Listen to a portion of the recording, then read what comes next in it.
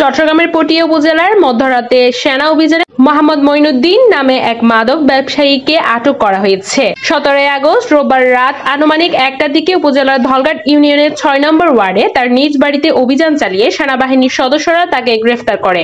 আটক মঈনুদ্দিন ওই এলাকার মৃত কবির আহমেদের ছেলে। পটিয়া সেনা ক্যাম্প সূত্রে জানা গেছে, পটিয়া সংবাদের ভিত্তিতে ক্যাম্পের কমান্ডার ক্যাপ্টেন সাকিব জাকিরের নেতৃত্বে একটি বিশেষ অভিযান পরিচালিত হয়।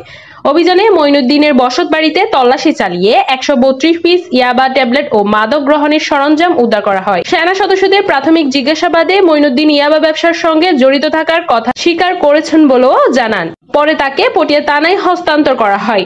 এই বিষয়ে পটিয়া থানার ভারপ্রাপ্ত কর্মকর্তা ওসি নুরুজ্জামান বলেন, আটক আসামির বিরুদ্ধে মাদক দ্রব্য নিয়ন্ত্রণ আইনে নিয়মিত মামলা দায়ের করা হয়েছে। আইনি প্রক্রিয়া শেষে তাকে আদালতের মাধ্যমে কারাগারে পাঠানো হয়েছে। স্থানীয় এলাকাবাসীর মতে মঈনুদ্দিন দীর্ঘদিন ধরে ইয়াবা ব্যবসার সঙ্গে জড়িত থাকলেও তাকে ধরার কোনো উদ্যোগ ছিল না।